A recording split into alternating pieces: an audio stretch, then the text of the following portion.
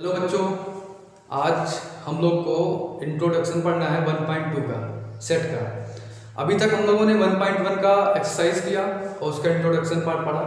अब 1.2 के बारे में बात करते हैं, ठीक है। 1.2 के इंट्रोडक्शन में हमें सबसे पहले पढ़ना है एम्पटी सेट, उसके बाद पढ़ना है फाइनाइट एंड इनफाइनाइट सेट, ठीक है। इन दो टॉपिक को पढ़ने के बाद फिर इसका एग्जाम्पल करते हैं। एग्जाम्पल को करने के बाद इसके एक्सरसाइज पर आते हैं, ठीक है बेटा। चलो स्टार्ट करते हैं। फर्स्ट,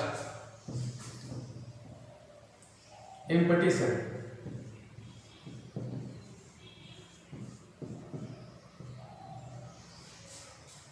एम्पटी सेट होता क्या है, इसका मैं हिंदी भी लिख देता हूं। एम्पटी सेट रिक्त समुच्चय।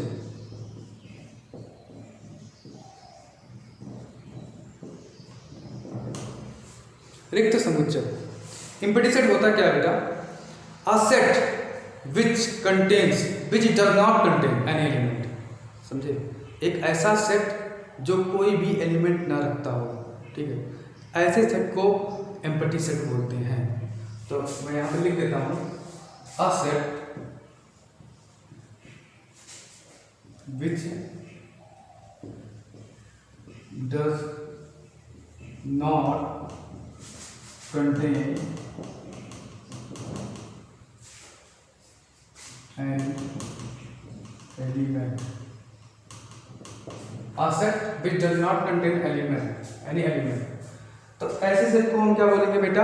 रिक्त समुच्चय बोलेंगे, एम्पटी सेट बोलेंगे। इसको और भी नाम से बोलते हैं एम्पटी सेट को, वाइड सेट, और या फिर बोल सकते हैं और नल सेट, ठीक है। जिसमें कुछ भी ना हो, ऐसे सेट को हम क्या बोलते हैं? रिक्त समुच्चय बोलते हैं। एग्जांपल के लिए देखते हैं इसको। सबसे पहले रिप्रेजेंटेशन का देख लेते हैं, इसको कैसे रिप्रेजेंट करते हैं, कैसे इसको प्रदर्शित करते हैं। रिप्रेजेंट इसका जो है होगा फाई से। इसको हम फाई से रिप्रेजेंट करते हैं, और इस प्रकार से भी रिप्रेजेंट कर देते हैं, ठीक है बेटा। इसको फाई से भी रिप्रेजेंट करते हैं, इस प्रकार से भी रिप्रेजेंट कर देते हैं। अब इसके एग्जाम्पल की बात करते हैं। इसका एग्जाम्पल क्या होगा? मान लो ले लेता हूं कोई सेट A बराबर x सच दैट, ठीक है। मान लो यहाँ पे x जो है वो 1 और n के, ठीक है। 1 n जो है जो ये x है, ठीक है। यहाँ पे n जो होगा 1 और 2 के बीच में होगा, ठीक है। यहाँ पे जो एलिमेंट होगा वह जो ये x सच दैट x बराबर n, मान लो यहाँ पे मैं लिख देता हूँ x such that x equal to n, जहाँ पे n क्या होगा बेटा? n जो होगा वो आपका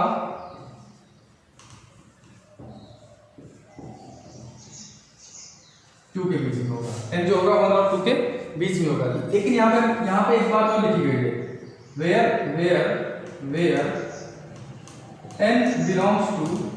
n belongs to capital N, where n belongs to capital N। तो ये कैसा सेट होगा आप बहुत ध्यान से समझना। यहाँ पे x such that x equal to n लिखा है और जो ये n है, ये n जो है इस x का, x जो है a का एलिमेंट है, और ये n जो है ये 1 और 2 के बीच में होगा, और n एक नेचुरल नंबर होगा। क्या ऐसा संभव है? n 1 और 2 के बीच में क्या आ सकता है? और वो भी नेचुरल नंबर में नहीं आ सकता ना, क्योंकि अगर इसके बीच में आएगा तो दशमलव में आएगा, और दशमलव में कोई भी नेचुरल नंबर नहीं होता। तो इसका मतलब यह सेट क्या होगा बेटा? रिक्त समुच्चय होगा। समझ गए होंगे? यह सेट कैसा समुच्चय होगा आपका? रिक्त समुच्चय होगा। क्लियर है ना? अब आगे बात करते हैं। इसके बाद आगे क्या होगा? एग्जाम्पल ले लेते हैं रिक्त समुच्चय का। एक एग्जाम्पल ले लेते हैं। मान लो a equal to x such that x equal to, ठीक है, x equal to x square equal to x square minus 4 equal to 0। जहां पे बेटा आपका x where x is a rational number, x is a rational number। अब इसको मैं जब सॉल्व करूँगा, इसको जब मैं सॉल्व करूँगा तो क्या होगा, सुनो।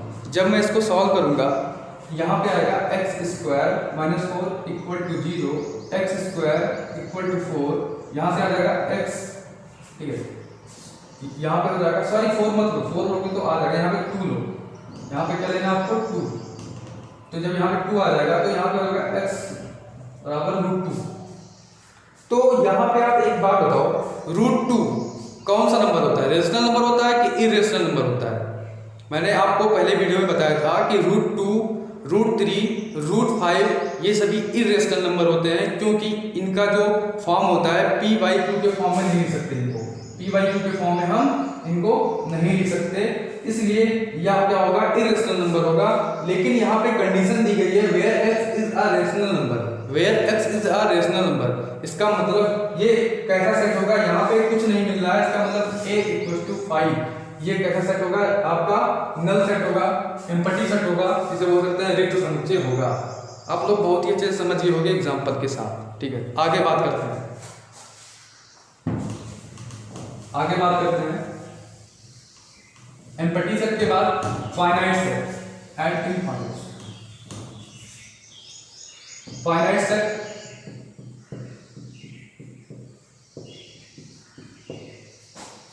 And infinite set. Hindi medium वाले बच्चे क्या करेंगे, फाइनाइट को लिख देंगे, फाइनाइट को क्या लिख देंगे, परिमित, परिमित समुच्चय। ये आपका क्या हो जाएगा, अपरिमित समुच्चय, अपरिमित समुच्चय। ये आपका क्या हो जाएगा, अपरिमित समुच्चय हो जाएगा। यहां पे ध्यान से देखना, परिमित समुच्चय और अपरिमित समुच्चय में, परिमित समुच्चय में इसका जो डेफिनेशन होगा, a set is consist definite number of element, definite number of element. कहने का क्या मतलब है, एक ऐसा सेट जिसमें डेफिनिट नंबर हो, एलिमेंट के डेफिनिट नंबर हो, डेफिनिट मतलब परिमित नंबर हो। आप एग्जाम्पल के थ्रू और अच्छे से समझेंगे, ध्यान से पहले देखो आगे। Otherwise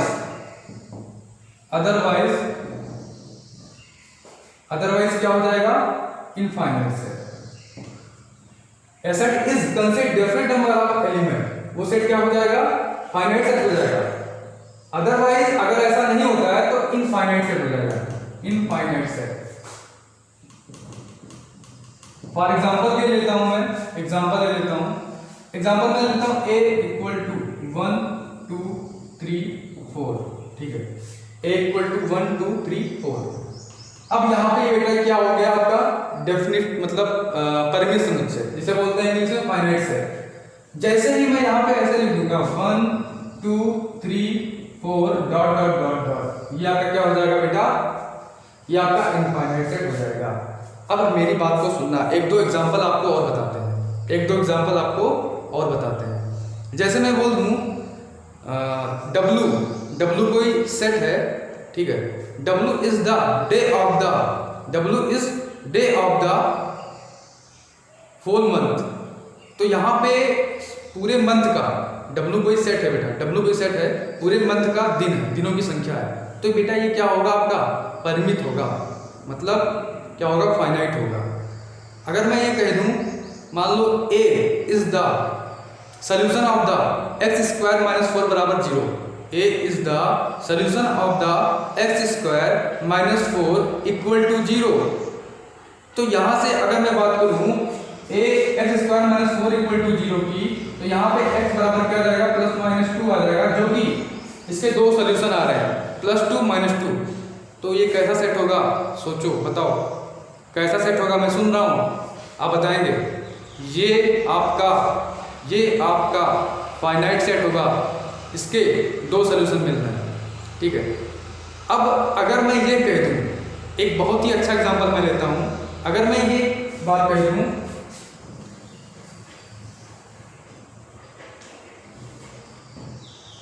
P is the set of the point on the line।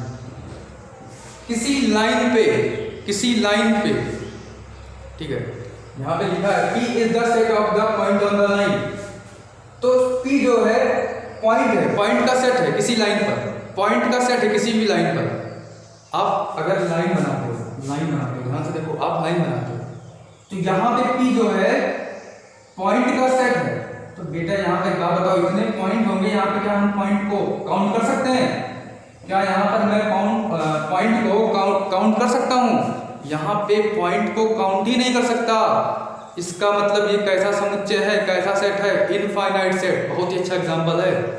बस सीधा सा मतलब है, ऐसा सेट जिसको हम काउंट कर सकें वो क्या हो जाएगा आपका? Finite set.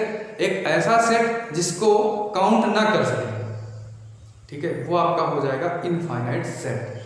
अब हम आगे बात करते हैं एक डेफिनेशन की ओर, उसके बाद फिर एग्जांपल पे आते हैं। डेफिनेशन और है, आप लोग समझ गए होंगे इनफाइनाइट और फाइनाइट सेट। फाइनाइट सेट क्या है, इनफाइनाइट सेट क्या है। अब आगे बात करते हैं इक्वल सेट। किसकी बात करेंगे? Equal set. हिंदी में बोल देंगे बेटा समान समुच्चय। समान समुच्चय, ठीक है, हिंदी में क्या बोल देंगे? समान समुच्चय। तो समान समुच्चय क्या होता है? इक्वल सेट क्या होता है? वे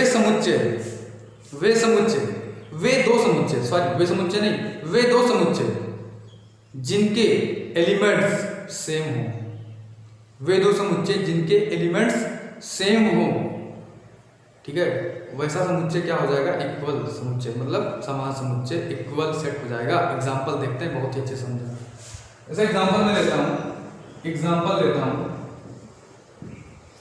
A इक्वल टू 1 2 3 4, ठीक है, B इक्वल टू 3 2 1 4। क्या ये दोनों इक्वल सेट होगा? सोचकर बताओ। क्या ये दोनों इक्वल सेट होगा? सोचकर बताओ। हाँ, ये दोनों इक्वल सेट होगा। यहाँ पे 1 2 3 4 लिखा है, यहाँ पर भी 1 2 3 4 लिखा है। इसका अरेंजमेंट थोड़ा इधर उधर है, उससे कोई मतलब नहीं होता है। तो इसका मतलब A और B यहाँ पे क्या हो जाएगा? इक्वल सेट हो जाएगा। क्या हो जाएगा? इक्वल सेट हो जाएगा। समझ में आ गया? क्लियर है? अब मैं इसके एग्जाम्पल्स की बात करता हूँ बेटा, ठीक है। तो देखते हैं example number 6। State which of the following sets are finite और इनफाइनाइट। इसमें आपको फाइनाइट और इनफाइनाइट के बारे में बताना है, ठीक है। फाइनाइट सेट कौन सा है, इनफाइनाइट सेट कौन सा है। आप लोगों ने अभी इंट्रो में देखा क्या क्या है। आप लोग पहले खुद से ट्राई करें, वीडियो पॉज करके, फिर मैं बताता हूँ। अब देखिए ध्यान से। x such that x belongs to n and x minus 1 x minus 2 equal to 0। ये आपका क्या है? सेट बिल्डर फॉर्म है। ये आपका क्या है? सेट बिल्डर फॉर्म है। यहाँ से x minus 1 x minus 2 equal to 0 है। मैं इसको ऐसे लिख सकता हूँ, x minus 1 x minus 2 equal to 0। x की कितनी वैल्यू आएगी? 1 आएगी और 2 आएगी। x से कितने सोल्यूशन होंगे? 2 सोल्यूशन होंगे। क्या इसको मैं काउंट कर सकता हूँ? हाँ, इसको मैं काउंट कर सकता हूँ। इसका मतलब क्या है बेटा? ये आपका फाइनाइट सेट है। कौन सा सेट है बेटा? आपका फाइनाइट सेट है, ठीक है। सेकंड नंबर यहाँ पे दिया गया है x such that x belongs to n। n मतलब समझ रहे हो बेटा क्या है? Natural number. उसके बाद बोल रहा है and x square equal to 4। तो यहाँ पर भी x के कितने सोल्यूशन होंगे बेटा? 2 सोल्यूशन होंगे। x बराबर +2 -2। क्या मैं इसको काउंट कर सकता हूँ? हाँ, इसको मैं काउंट कर सकता हूँ। इसका मतलब ये फाइनाइट सेट है। आगे बात करते हैं। ये भी बेटा क्या है? फाइनाइट, ठीक है, फाइनाइट सेट है। अगर मैं आगे बात करता हूँ x such that x belongs to n and 2x minus 1 equals to 0। यहाँ से ध्यान से देखो, इस वाले एग्जाम्पल को बहुत ही ध्यान से देखना। 2x minus 1 equal to 0, 2x equal to 1। यहाँ से x equal to 1/2 आ जाएगा, जो कि 0.5 आ जाएगा। क्या आ जाएगा? 0.5। तो हमें एक बात बताओ, यहाँ पे ये x क्या है? नेचुरल नंबर है। यहाँ पे x क्या ये नेचुरल नंबर आ रहा है? बताओ, सोचकर बताओ, क्या ये नेचुरल नंबर है? नेचुरल नंबर नहीं है। इसका मतलब यह कौन सा सेट हो सकता है? यहाँ पे जो कंडीशन है इस कंडीशन को फॉलो ही नहीं कर रहा है। इसका मतलब पहले शुरुआत में मैंने बताया था, अगर कंडीशन को फॉलो ना करे, कुछ भी ना दिखे, तो कौन सा सेट हो जाएगा? आपका रिक्त समुच्चय हो जाएगा, जिसे बोलते हैं इंग्लिश में क्या, एम्प्टी सेट। ठीक है, इसका मतलब ये कौन सा सेट हो जाएगा बेटा? एम्प्टी सेट हो जाएगा। और एम्प्टी सेट को फाई से डिनोट करते हैं। और एक बात ध्यान से सुनो, फाई जो होता है एम्प्टी सेट होता है, एम्प्टी सेट को हमेशा फाइनाइट सेट के दर्जे में रखते हैं, फाइनाइट सेट में रखेंगे। ठीक है, इसका मतलब ये कौन सा सेट होगा बेटा? फाइनाइट सेट होगा। क्या होगा? फाइनाइट सेट होगा। ठीक है, अब सुनो question number 4, x such that x belongs to n and x is prime। अब आप एक बात बताओ, x जो है नेचुरल नंबर है, x जो है प्राइम है। x नेचुरल नंबर भी है, x प्राइम भी है, तो प्राइम नंबर बहुत सारे हो सकते हैं जिसको मैं काउंट ही नहीं कर सकता। नेचुरल नंबर में प्राइम नंबर बहुत सारे हो सकते हैं, 2 हो सकते हैं, 3, 5, 7, उसके बाद 11, 13, 17, 19, ठीक है, 23, ऐसे आप काउंट ही नहीं कर पाओगे। इसका मतलब जिसको मैं काउंट ही ना कर पाऊँ वो कौन सा सेट होता है आपका? आपका कौन सा सेट होता है बेटा? बताओ। Infinite set, infinite set. ठीक है, infinite set. x such that x belongs to n and x is odd। अब आप एक बात बताओ, यहाँ भी नेचुरल नंबर है x, लेकिन x क्या है? ऑड नंबर है। और ऑड नंबर को हम क्या नहीं कर सकते? काउंट नहीं कर सकते। बहुत होंगे, 1, 3, 5, 7, 9, 11, ऐसे ऐसे बहुत सारे। ठीक है, बहुत सारे होंगे, मैं इसको काउंट ही नहीं कर सकता। इसका मतलब ये कैसा सेट होगा? इनफाइनाइट सेट होगा। समझ में आ गया होगा आप लोग को बहुत ही अच्छे तरीके से ये एग्जाम्पल। अब बात करते हैं अगले एग्जाम्पल की। ये वाला क्वेश्चन देखते हैं हम लोग। Question number 7, example number 7, find the pairs of equal sets if any given reason. मतलब पेयर्स निकालना है इक्वल सेट्स के। यहाँ पे क्या निकालना है? पेयर्स निकालना है इक्वल सेट के। देखो a equal to 0, a equal to 0 है, तो यहाँ पे a इक्वल टू 0 है और b की वैल्यू जो आएगी आपकी क्या आएगी बेटा? यहाँ पे ध्यान से देखना, एक बात ध्यान से, फाई आएगी, ध्यान से देखना। x की वैल्यू 15 से क्या होना चाहिए? x की वैल्यू 15 से बड़ा और 5 से छोटा। x की वैल्यू 15 से बड़ा और 5 से छोटा। क्या ये मुमकिन है? x की वैल्यू क्या 15 से बड़ा भी हो सकती है और 5 से छोटी भी हो सकती है? नहीं हो सकती ना, x का तो एक ही वैल्यू होगा। अगर ऐसा कहता, यहाँ पे ध्यान से देखो, x की वैल्यू क्या है बेटा? 15 से बड़ा है और 5 से छोटा है। इसका मतलब ये कौन सा सेट हो जाएगा? ये हो जाएगा आपका फाई, एम्प्टी सेट। ठीक है, क्योंकि ये कभी हो ही नहीं सकता। नेक्स्ट सी की बात करूंगा तो सी में क्या आ जाएगा? सी में आ जाएगा x की वैल्यू जो हो जाएगी, सी में जो हो जाएगा x की वैल्यू कितनी आ जाएगी बेटा? 5 आ जाएगी। ठीक है, यहाँ पे जो एलिमेंट होगा 5 होगा, तो इसको मैं ऐसे लिख सकता हूँ 5। ठीक, और d में कितना हो जाएगा? d में आपका हो जाएगा प्लस माइनस 5। और e में कितना होगा? ध्यान से देखना, e, इसका क्या निकालेंगे हम? फैक्टर करेंगे। जब इसका फैक्टर करेंगे तो इसका फैक्टर क्या होगा? 5 3 जा 15, 5 माइनस 2 हो गया, 5 माइनस 2। तो यहाँ पे अगर मैं इसका फैक्टर करूँ, x square minus 5 minus 2 x minus 15 equal to 0, तो यहाँ से क्या हो जाएगा? X square minus 5x plus 2x minus 15 equal to 0। ठीक है, फिर यहाँ से क्या हो जाएगा? यहाँ से कॉमन हो जाएगा x, क्या हो जाएगा? x माइनस 5, यहाँ से प्लस 2 कॉमन हो जाएगा, क्या हो जाएगा? x minus 5 equal to 0। यहाँ से x माइनस 5 और x प्लस 2 इक्वल टू 0, तो यहाँ से x की वैल्यू कितनी हो जाएगी? 5 और माइनस 2। x की वैल्यू 5 हो जाएगी और माइनस 2 हो जाएगी। लेकिन यहाँ पे आपको ध्यान से देखना होगा क्वेश्चन को। यहाँ पे बोला x is an integral positive root होना चाहिए, पॉजिटिव रूट होना चाहिए। इसका मतलब माइनस 2 इसमें नहीं होगा, ये कंडीशन में माइनस 2 नहीं होगा। तो e का जो वैल्यू होगा, e का जो एलिमेंट होगा वो कितना होगा? केवल 5 ही हो जाएगा। 2 क्यों नहीं होगा? 2 इसलिए नहीं होगा क्योंकि क्वेश्चन के अकॉर्डिंग ये सेटिस्फाई नहीं करेगा। अब ध्यान से देखो, पेयर निकालते हैं। ए और बी का पेयर नहीं हो सकता क्योंकि ए और बी इक्वल नहीं हो सकते, ठीक है। ए और सी इक्वल नहीं हो सकते, ए और डी इक्वल नहीं हो सकते, ए और ई इक्वल नहीं हो सकते, ठीक है। अब आगे देखते हैं बी। बी और सी कभी इक्वल नहीं हो सकते, बी और डी कभी इक्वल नहीं हो सकते, बी और ई कभी भी इक्वल नहीं हो सकते क्योंकि ये फाई है, ये अलग अलग है। इक्वल इसमें देखते हैं सी में, सी और डी, सी और डी क्या इक्वल होंगे? बहुत ध्यान से बात को सुनना। क्या सी और डी इक्वल होंगे? सी 5 है, डी प्लस माइनस 5 है, तो यहाँ पे इक्वल हो नहीं सकता ना बेटा। डी का प्लस माइनस 5 है, इसका मतलब डी को लिख सकते हैं क्या? 5 और -5 कॉमन करके। तो सी के एक ही एलिमेंट है, डी के 2 एलिमेंट है, इसका मतलब ये दोनों आपस में कभी भी इक्वल नहीं हो सकता।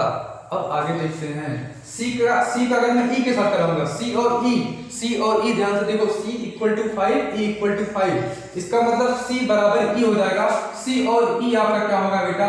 सी और ई आपका इक्वल सेट होगा, सी और ई आपका क्या हो जाएगा? सी बराबर ई इक्वल सेट होगा, ठीक है। सी और ई इक्वल सेट हो जाएगा। उसके बाद डी को देखते हैं, डी और ई भी इक्वल नहीं होगा, डी और ई भी इक्वल नहीं होगा क्योंकि ई में 5 है, डी में 5 और -5 है। इसका मतलब कितना पेयर पॉसिबल है? एक पेयर पॉसिबल है। कौन सा? C इक्वल टू ई। सी और ई आपस में केवल बराबर हो सकता है यहाँ पे, और कोई भी बराबर नहीं होगा।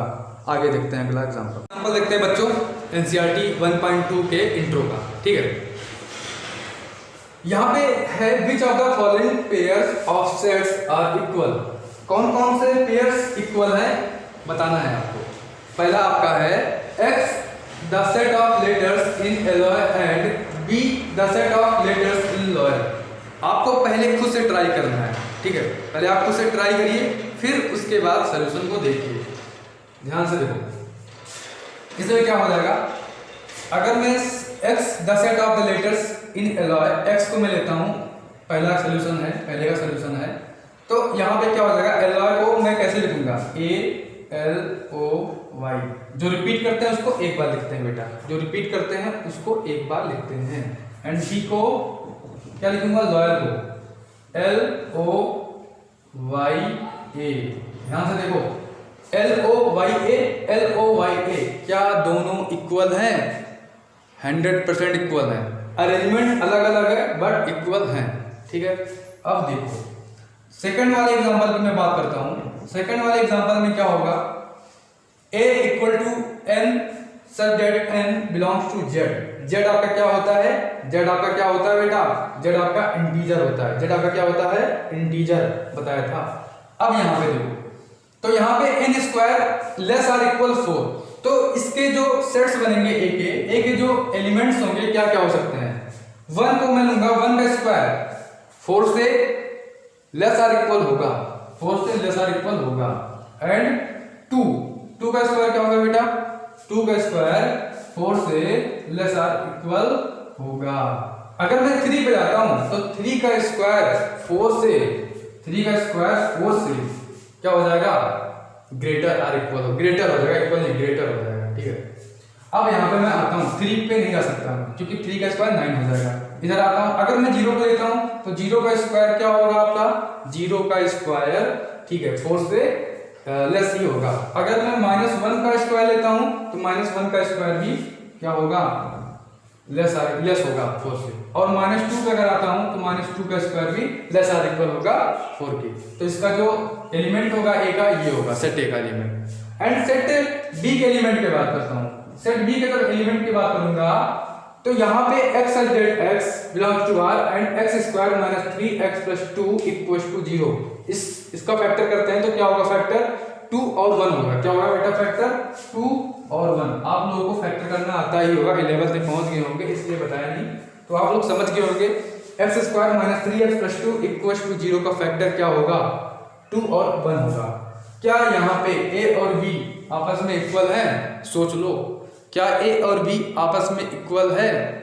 बताओ, मैं सुन रहा हूं बेटा, बताओ। इक्वल नहीं है, इक्वल नहीं है।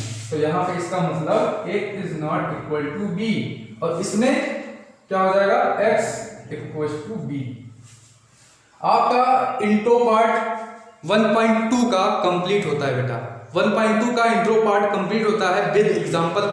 हाँ बच्चों, तो आप लोग सबसे पहले क्या करना, ठीक है, आप लोग को करना क्या है, आप लोग को ई पाठशाला ऐप डाउनलोड करना है। ई पाठशाला ऐप में आपको एनसीईआरटी की क्लास 11th के, ठीक है, क्लास 11th के मैथ्स के बुक्स को डाउनलोड करना है, वहाँ से आपको क्वेश्चन को सॉल्व करना है। नेक्स्ट जो आपका पार्ट होगा वो क्या होगा, नेक्स्ट पार्ट आपका इसका एक्सरसाइज का सोल्यूशन होगा, ठीक है। और आप लोग से मैं यही रिक्वेस्ट करना चाहता हूँ, आप लोग वीडियो को लाइक करें, सब्सक्राइब करें और शेयर भी करें, ठीक है। और लोगों को भी बताएं कि यहाँ पे सीक्वेंस में आपको हर एक टॉपिक का अच्छे से इंट्रोडक्शन एंड सॉल्यूशन अच्छे से मिलेगा। उसके बाद जो डाउट होगा, डाउट के लिए भी आपको एक ग्रुप बनाया जाएगा, उस ग्रुप में आपको ऐड किया जाएगा, ठीक है। एक उस डाउट का भी एक अलग से वीडियो का सॉल्यूशन बनाया जाएगा, ठीक है, एक वीडियो बनाया जाएगा उस डाउट के लिए भी। तो आप लोग प्लीज़ सब्सक्राइब करिए।